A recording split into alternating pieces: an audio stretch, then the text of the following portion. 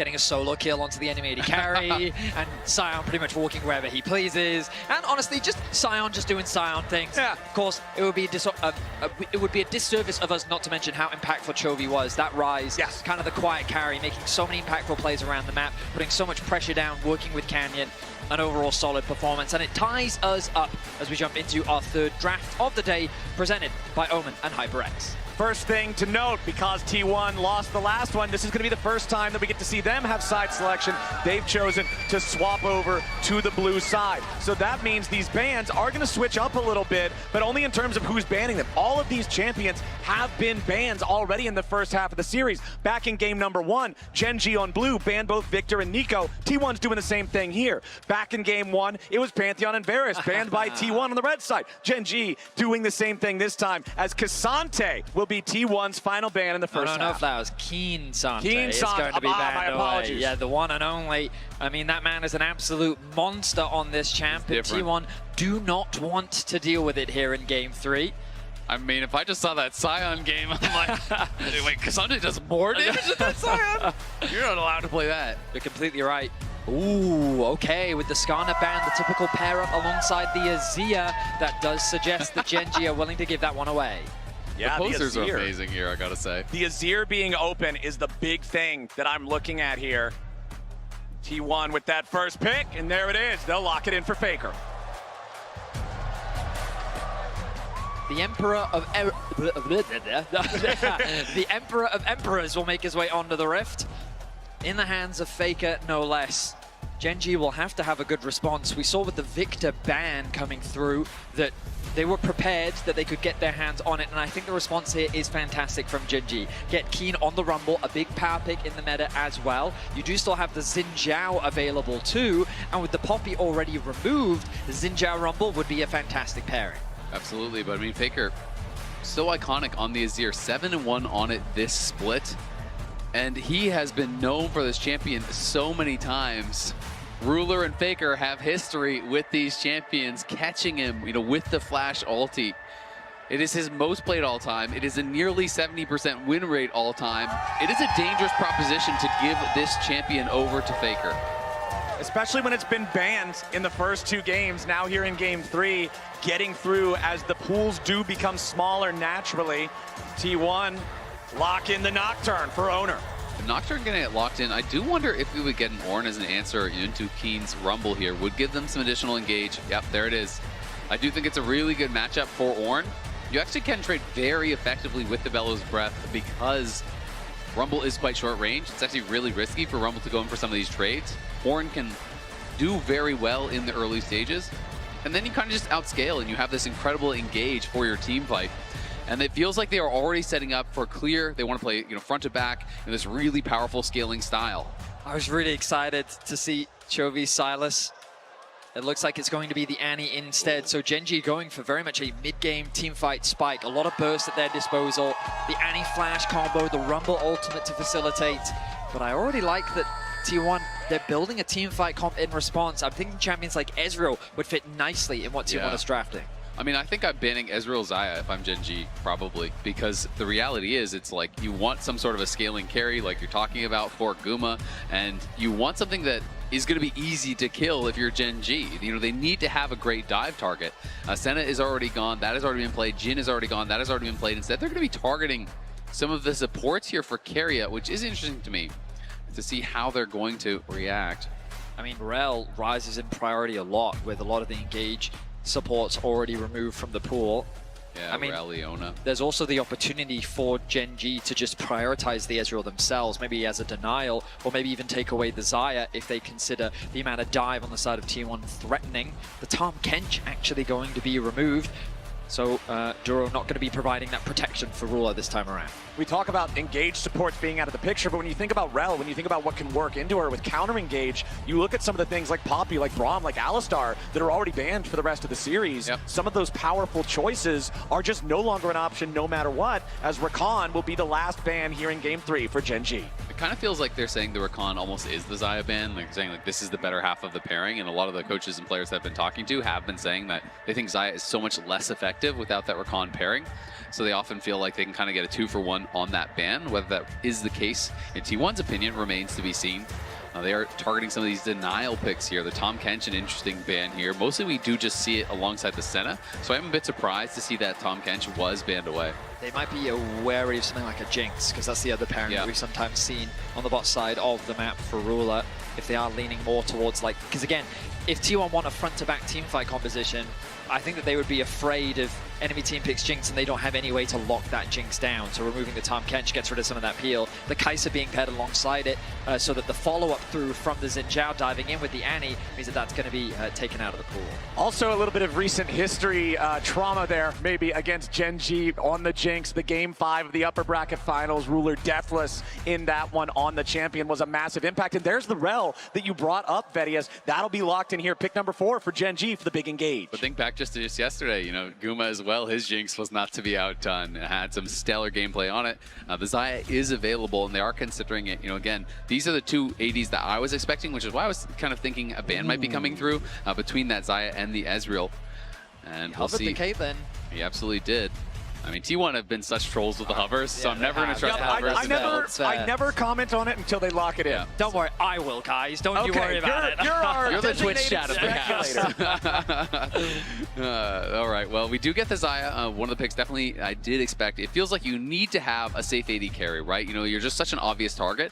The one thing I will say is that Nocturne feels a little bit disjointed from the rest of the composition, so they do need something else to kind of fly in with you. It is going to be Renata. So Renata winless at MSI, but you could just blame Kalista if you're a T1 fan. Just blame Kalista. It's not Renata's fault. She's getting dragged down. She's hanging out with the wrong crowd. Kalista is the queen of the dumpster at this MSI at 0 and 10. However, Renata is still dumpster royalty right there with TF. Both of them 0 and 8 at this event. We'll see if T1 can break that curse here, as the AD carry for Gen G will be Sivir. So Sivir rising in priority, it feels like over MSI. You know, with the Kai'Sa banned out, this is a pick that people don't traditionally think of it as working with a dive comp, but it enables it because of the ultimate, because of the speed up, and you can kind of ricochet through the front line to access the back line here. A lot of really iconic picks, though, coming through for a lot of the players. Oner 24-4 on the Nocturne, Chovy 11-3 on his Annie, and Keria 30-9 all-time on Renata. So some really strong picks here. The thing about the spell shields that you've got to be careful of is it's not that effective against Nocturne. If you pop the spell shield early, you won't be blinded.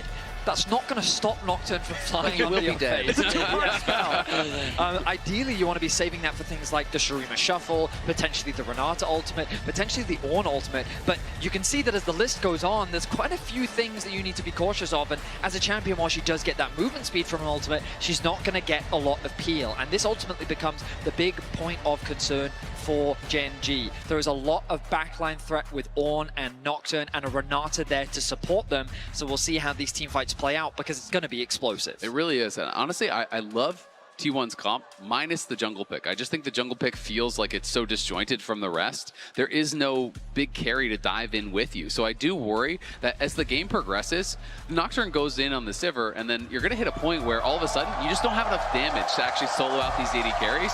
Then the Nocturne's job becomes a little bit confusing. It's kind of like, what is your role here?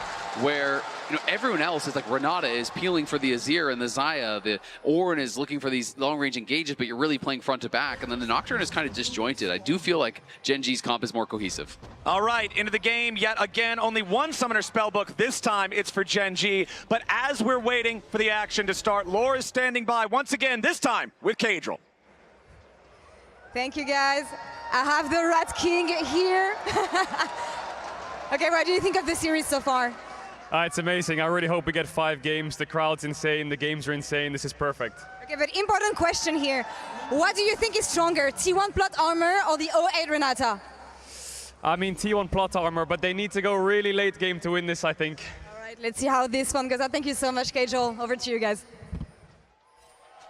All right, we've got it. We've got the opinion here. He says the plot armor, but it's got to go late. We'll see if they can get there, or if Gen G can drag them into an earlier fight. That feels like a sentence that doesn't feel supernatural, saying that Gen G wants to make it messy, wants to get scrappy early, but that is sort of the assignment here in this one. Immediate heal for the aggro play in bottom lane at level 1. Duro and Ruler, they're ready to go. I mean, these bot lanes just know that priority matters so much in some of these matchups. So double heal going to be traded back and forth. You know, Duro using it for the health, using it for that move speed to close the gap on Aguma and try to get a good trade, because they really want to have the push here as Sivir. You want to try to lock your opponents under their tower. Otherwise, you are just going to be getting constantly poked out here by this Renata. Even the barrier spent that early just for one auto attack. My goodness. Ruler wanting to stay healthy. The level 2 secured. The stun will connect. But I think the thing Ruler has to be super concerned about early is just his mana. You burn through your mana on Sivir very early on into the game. If you're going to use all of it to focus on trading, then you're going to limit a lot of the wave clear options that you have. Gumayusi falling behind in terms of health, but the pots are now gone for the AD carries. And keep track of the junglers. Both of them heading that way, doing that full clear from the top side towards bot. And I feel like the big point of contention is going to be this bot lane 2 versus 2. Absolutely. All right. Is. 300 HP on both of our AD carries as the auto attacks keep flying back and forth. The junglers both collecting their second buffs, but it is Gumayusi and Keria getting a better trade. Flash from Duro, but he's still caught. First blood, 2v2, Keria and Guma. He flashes out, but the feather pull from Guma roots him up, so he's locked down even after the flash.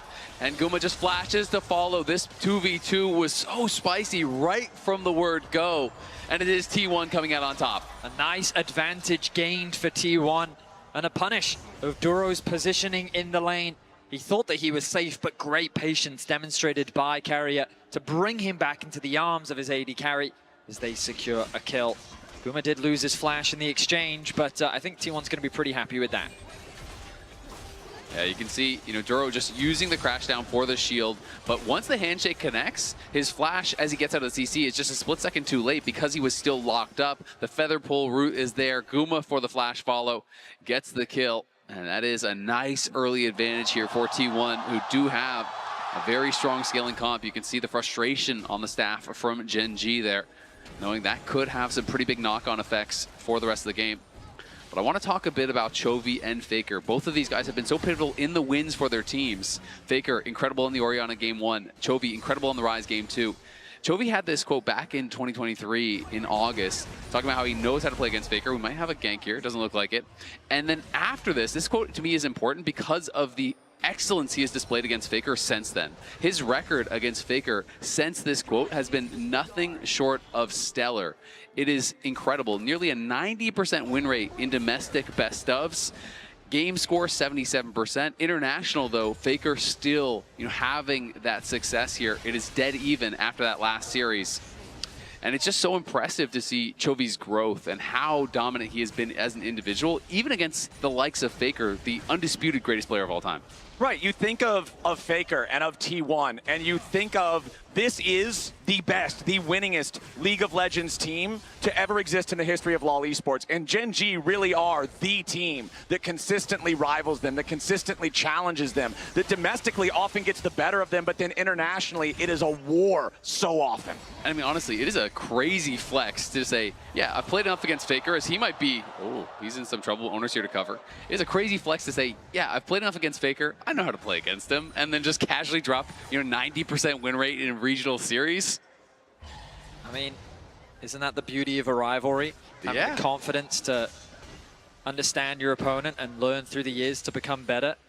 And as you rightly said, domestic versus international, very different tales. What's crazy to me is the head-to-head record now, I think, is still 62-62 all time because the series is 1-1. Having a casual best of 127 between the two mid laners. Yes. It's going to be decided here today. And I expect these two mid laners to meet many times more in the future. For now, though, it's T1 with the lead. They will secure the first dragon of the game. We will see Canyon in a position... No, he's just going to drop a ward and realizes that there is no fight here. Chovy has to go back to base. Duro's got to be careful. Yeah, Duro caught with a handshake there, but a nice shattering strike ready to respond. Canyon joining up with his bot lane duo, but there's just no way for them to close the gap in time and get anything after that. Free Drake, T1. Honestly, the damage was good enough by Roulette that I thought that there was an engage option for Duro. Instead, they choose to take the more risk-averse approach. They will allow T1 to walk away. Canyon going to clear out some vision around the mid lane. And so far in this series, we've been seeing a lot of swaps, but for now, these teams are going to match up in their respective lanes. Absolutely, and I think Keen is going to be happy to continue laning against Doran. He did go first strike. We hadn't touched on that yet, so he is just going to be playing to kind of just farm gold off of the Ornn, realizing, hey, I'm probably not going to be able to kill him. It is just going to be more of that farm lane. Doran already has a lot of magic resist here built up. Again, I do think it is quite a good matchup for the Ornn. One of the rare tanks that can kind of match that pressure that Rumble can put out in the early stages. But Keen with, I think, a smart adaptation, just trying to get to those faster item spikes thanks to the first strike. And I think that Keen has been the better top laner, surely, so far in the first 2 games. Remember that this is Doran's first international appearance. In game number 1, Keen controlled the lane early, but as T1 won more team fights, it was, right, exactly, first finals, excuse me. But Keen controlled the game early, the lane early in game number 1, and then he wasn't able to find the impact as his team fell behind in the team fights. In game number 2, Doran's Camille never accomplished the goal that he was drafted for, while Keen became the raid boss on the Scion, just creating this massive difference in presence in the games. Now Keen off to another laning phase where he has that slight gold lead. Doran, however, staying even in farm early on this one, which is an improvement from games 1 and 2. Well, well, well, gentlemen, look what time it is. 8 minutes in, and it's grub o'clock. Ruler already making his way to mid lane. Faker looking to get the push out. AD carry top for T1, which means that T1 will have better positioning. But Duro and Chovy cutting off the route for Keria, who just ticked over to level 6. That could very well be the level difference. Okay, keep your eyes on the engage going in immediately. Doran trying to use the Ornn Horn, but it only finds its way on a Canyon. Now they got to try to continue to look for a little bit more engage. The lights go out, but enough.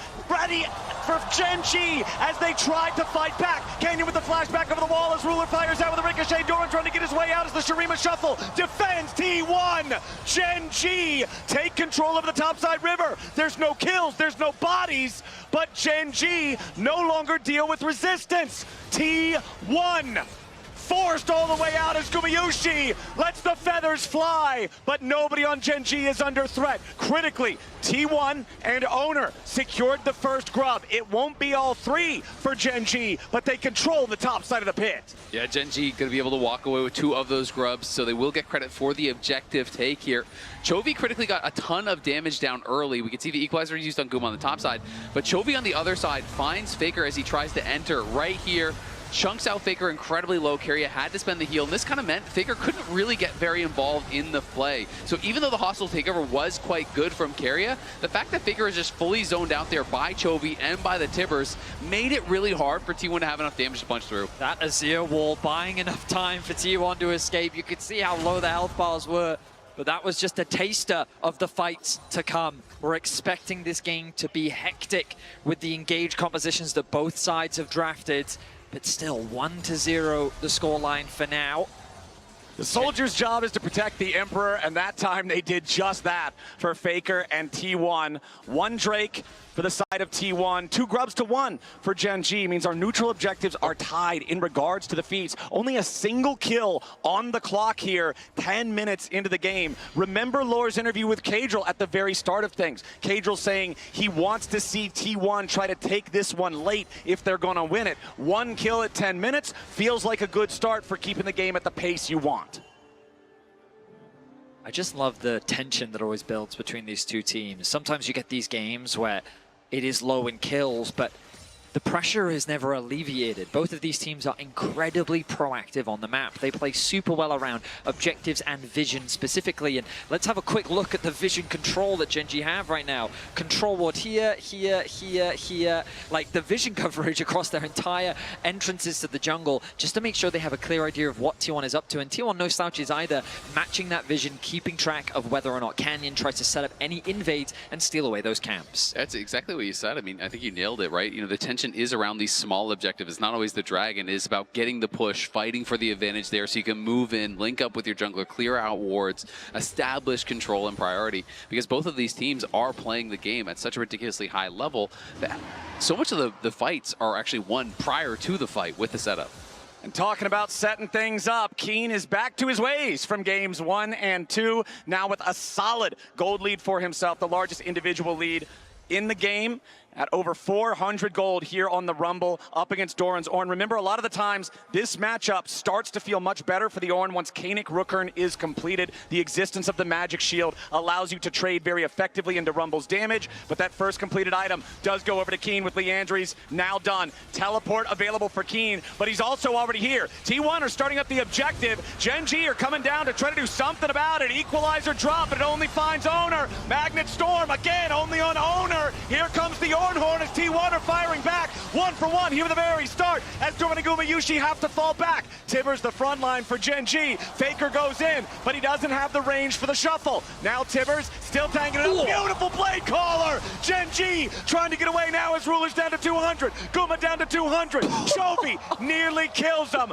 but it's still just the 1 for 1. How are the team fights this tense? The HP bars are so low. Canyon will interrupt the base from Doran, but it ends up being just 1 for 1. The engage onto Oner to catch him as T1 is trying to retreat from the Dragon, but T1 fight back. Oner does not go down without a fight. The fact that he's able to trade a kill back in that situation is crazy, but T1 still walk away with the Dragon. Yeah, ridiculously close fight there. Guma barely surviving, Chovy barely surviving. And Gen.G committed a lot just to get that 1 kill. As Faker going to be pressured, but should be able to walk this one out. Chovy does have his flash, but I don't think he's going to spend it in this spot with Keria around. Yeah, Duro, yeah, he lands crash down. Yeah, he follows up with Shattering Strike, but with no damage in range, with that massive fight having just occurred, ultimates are all down. You can look at the cooldowns on the scoreboard. Only Faker's was still left. We saw him go in, try to find an opportunity to use it, but not find it. Here's the fight again. Exactly, and there's no flash here on Oner, so everything is being committed. They're locking him down, but Oner just pops the ult, turns around, gets 1 kill back. The hostile takeover put a lot of pressure onto Canyon as well as Keen, and then Guma goes in to cover Faker. As Faker overextends a little bit here, Guma's just going to move right to the wall. You can see that feather pull into the knockup right there from Doran against the wall. Really well played combo, but Chovy trading back nearly takes down Guma. They get the flash out of Ruler, which I didn't see live in the fight. You can see they both look disappointed. No one is happy with the fight. Love the reactions from Coach Helper there on Gen.G. Keria going to be interrupted on the recall, but my goodness, I mean, it feels like we're just waiting for that one fight to break the game open because it's so back and forth right now. It can really swing either way, and the Herald 50 seconds away could very well be the objective that breaks this game open. That coach reaction was the opposite of what you talked about earlier, Isaac, with everybody feeling good about winning the draft. That time, they both felt bad about not winning the fight, even though it's just that 1 for 1. Faker there, once again, the target of Gen.G. But I feel like throughout his career, one thing that has made Faker stand apart from all of the other players, from all of the other highest ranking mid laners, he's so good at absorbing pressure. Yeah. He's so good at providing threat while also not putting himself in a spot to be punished. I mean, it sounds like an oversimplification, but he just knows how to win, right? Like, he knows where to be. He knows what to do. He knows what he can give up and when he cannot. He knows exactly how to play to win. And that is why it's sometimes shocking. You know, he can be losing lane, he can be, you know, giving over kills, but he still is going to find the best possible route towards victory, and I think that really is what makes him so special. Vedi, you said how it is, you know, a very kind of close game right now, but I think that favors T1 because it's going very slowly. Okay, Gen.G have control over the top side river. Rift Herald, the target. Teleport coming in from T1. Here we go. Herald's already down to about 4,000. T1 got to be ready to turn out the lights here. Storm in the back, and Storm already crashes down from Duro. Equalizer over the top, and a ton of damage back to the Gen.G support. Backline of Gen.G under a little bit of pressure as Ruler's first to die. Oner going in, looking for Chovy here too. Canyon shoveled away as Chovy has to run. T1 domination. Another kill about to come through as Doran follows Keen, and not a single man on T1 has fallen. The recall from Chovy trying to get away. The handshake denies it. Chovy on the run with the blast cone, but he's not going far. Oner ready here with a spell shield. Needs a little bit more. A double kill to Keria. A 7-1 game for T1. It It is a great engage from Duro, but it is a better answer from Keria. The hostile takeover hit all 5 members of Gen G. And that completely changed the course of the fight, completely changed the course of the game. We have to watch this one more time. Duro finds T1 as they're stacking up. You think this is going to be the incredible engage, but watch Keria here. Hostile takeover comes out. It hits everything. All 5 of them get tagged by it. The spell shield was used early. The follow-up from T1 was perfect. The Oren ulti goes through the whole team. Ruler's spell shield was used early against the Nocturne. And that was a game changer. An exceptional response from Keria. Nice indeed. And I mean, in that fight, Chovy flashed forward to try and follow up, but he actually only connected his ultimate onto Doran. So the fact that he flashed forward then meant the response from Doran, he could CC Chovy, knock him into the air, and he's removed from the fight in an instant. See, I told you it was Gliss's fault. Renata's innocent. That might be the case here, because T1 is looking good in Game 3. A 3,000 gold lead, the additional reward after the fight. They claim Soul Point as well. We are only 17.5 minutes into the game, and Gen G now have the responsibility of trying to defend every Drake hereafter. You think Oren's tough to deal with on the front line already? You think these guys are hard to kill right now? Mountain Soul is going to make it a whole lot worse. Keria with the play of the game. Hostile takeover is slow as hell, and he put it in the right spot to just completely win the fight. One thing, too, that's hard to notice when we're just spectating is the fact that with the Nocturne ult, it creates so much additional chaos. It's hard to actually see the hostile takeover coming. In the chaos of a fight like that, the lights get turned off, there's Oren ult, there's all of these things flying in. It can be a lot easier to not see that hostile takeover, and I think that did contribute to the fact that Gen G, no one could react to it to avoid it. And maybe that's the answer to the question you posed back at the end of draft. As this game goes on, what is Nocturne's role? The job is to just make it impossible to respond to Ornn, to respond to Renata, and allow Azir and Xayah to DPS the fight. And it's important to recognize that while T1 is in a good position, when we look at the items, they're actually very similar for the time being. Of course, T1 is a bit ahead of the play. Faker's likely going to complete his second item before that of Chovy, ahead of this neutral objective. But there is this window where, itemization-wise, T1 don't have such a significant lead over Gen G just yet while they're in that component stage, which means that Gen G still have a chance to fight back and potentially turn this game around. I feel like they have to find that chance soon, because to me, it's not just about the items, it is about the scaling. You're facing against an Ornn, an Azir. Renata is going to have tremendous value in those later stages, and Guma is going to be so hard to knock down as he gets towards some of those luxury items later on. So I do think Gen G absolutely in with a chance, but they have got to be picture perfect in their engages at this next dragon. You can't give over Soul. So basically, I feel like the game gets decided if it is T1's or if it continues and goes on at this next dragon in 230. And I feel like when you look at these champions on Gen G, when you see the Rel and the Annie, and then you have the Rumble equalizer over the top, they want to go in, they want to coordinate together. And that Nocturne ulti that you bring up, Isaac, just makes it so hard for everybody to coordinate the engage the way that they want to. Well, Gen G is going to have to find a way to bring that coordination together. 2 minutes until the Mountain Soul. Duro. Yeah, get away to safety just barely. Yeah, one more feather from Gumayusi would have been the third there for the root. They want Otacon. They're pinging on it. T1 are just going to start it up. Chovy with a teleport coming in. T1, control over this bot side river. Annie did use her ult in the top lane onto Faker, so the burst that she has available from it is not going to be up for the fight. T1 is trying to put pressure onto Gen G, knowing this. And the Tibbers is not even alive anymore. It can't even just do the random AoE damage from the burn. So now Gen G, they're starting up the Otacon, but no Chovy ulti. It could be very risky. T1, they don't have Faker here. He doesn't have a teleport. Gen G are trying to force the issue before the T1 mid laner arrives. They've got the Otacon down to 3,000. Kanye's about to die. He stays alive with a nice crescent guard as it's stolen away by Oner. T1 find exactly what they need. And Oner with the clutch steal. Top caps it off with a double kill. Gen.G just completely lost everything. In the face of Oner, Gen.G will get nothing. They lose 2, they lose the Arakan, and you can feel the momentum riding as T1 dominate here in Game 3. T1 have just been so deadly around these objectives here, pushing forward to try to get even more off the back of that.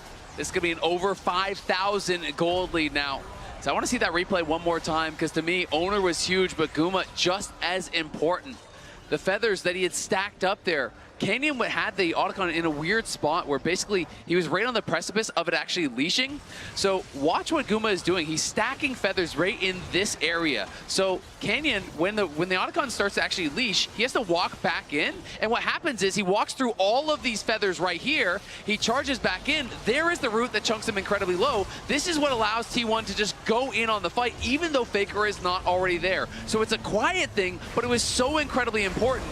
He realizes, I'm about to die to this Nocturnal. I need to get my smite down before I go down. And as a result, Canyon's smite just too early. Credit to Oner for nailing it, but credit to Guma for setting it up. And Oner stone cold with his expression, calm and collected as another exchange in the river. And this exchange is because the Mountain Soul for T1 is alive. They've got a 5,000 gold lead. And if they secure the Soul, Gen.G knows their chances are disappearing fast. Duro already at about 60% HP. He's looking for an angle, but the vision coverage by T1 is just too good. Look at the bot wave. T1 have pushed that one all the way to the tower. Gen.G is feeling the pressure across the map. Duro desperately trying to find a flank. Duro wants the flank, but Keria has marked him. Look at Canyon, he's over the wall here. He has the flash on the Xin Zhao. Equalizer already used. Magnet Storm over the top, and it doesn't find a lot. Hostile takeover, roaring through the river. Gumayusi's over to kill Duro. 3 dead on Gen.G. T1 are ruthless. Oner is unstoppable, and that Dragon Soul is free for the taking. T1 taking full control now. Duro thought he found an angle to get in on Faker, but there was no one to follow up at all. Faker was barely threatened. T1 turn around the fight easily, claim the soul, extend the gold lead even further, and it feels like T1 are about to send us to match point. The team fighting in this series has been nothing short of incredible. Ruler looking to get a bit of revenge. Yeah, flashing after Keria to get this kill. One more auto attack is what he needs. Shut down on the enemy support. Keria 2-0-10 before that. But the cost is still the Mountain Soul for T1. T1, 13 kills to 2. Decimated this team fight. The Rumble ultimate used very early on. A nice engage and the flash follow-up from the Xin Zhao, but he doesn't quite connect it. The darkness is dropped and immediately Gen.G just becomes scattered. Ruler's not hitting anyone in the team fight. He doesn't feel safe. He is literally paranoid at the Nocturne flying at his face, and everything falls apart for Gen.G. And T1 absolutely dominating there in our MasterCard priceless moment of the game. Faker's follow-up after the initial engage as well from his team was fantastic, and now you have to think Gen.G with this composition that is very much one punch. It's about the initial engage here. It's really only Ruler that does much consistent damage, and it doesn't feel like he's going to be enough. Mountain Soul is going to be so hard to get through. And even though Chovy wasn't caught in the hostile takeover in the fight, Oner just zeroes him out and kills him. Chovy, the team only has 2 kills. Chovy's the only one without an assist or a kill on anything. The Annie has been invisible in this game. And bad goes to worse when you realize Doran now is upgrading items for his team. He already has his upgraded Caning Rookard. They have the upgraded Nashers there on Faker, and they are threatening this Baron here, but will pull off. All right, Gen.G, Deep they TP. gotta make something crazy happen. Chovy looking for an opportunity as T1 try to back away. Oner's gonna turn out the lights. Chovy's been found waiting in the brushes as the hostile takeover with the Doran ulti combine to instantly execute Gen.G. T1 with a quadra kill for Gumayusi. He wants the penta. Gen.G thought they had a plan, and T1 deny it. Exquisite execution from T1 as they dismantle Chovy's attempt for a flank. No room is given as Keria's ultimate sends them to their grave. The Baron will be secured, and T1 is dominating in Game 3. This game is mandatory VOD review for every other Renata Glask at the tournament. Keria is showing how it's done. He has been a massive difference maker here for T1. The positioning has been fantastic from him in every single fight. Gen G, they realize we have got to send it, but look at this over the wall. Plus the Nocturnal has the lights turned off. He is out of vision. The positioning is perfect from Keria. That is why this guy has won as much as he has. Faker now in trouble. Yeah, Faker's been caught out, tries to use Emperor's Divide to make himself enough space for his team to show up, and yes, he does. Now Oner enters into the paranoia. His target is Keen. Keria ready to follow up here, goes for the handshake, finds the enemy top laner. Faker's on a killing spree, and Ruler tries to run. Oner's in hot pursuit, and the Fear Tether doesn't have the range to proc just yet. Ruler's the target, Gumayusi's the killer, and Faker cashes in. A double kill for the Azir as T1 break into the base. There is a cost for attacking the Emperor himself, and Gen G have been forced to pay it. The Nexus is in their eyes. T1 with a 5v3. First Nexus turret the target. Hostile takeover zones Gen G away. T1 19-2. 13,000 gold ahead. All they need is a minion wave. They've got it here at the Nexus. Duro's next to die, and Chovy's Annie is about to follow. T1 in the strongest performance thus far are at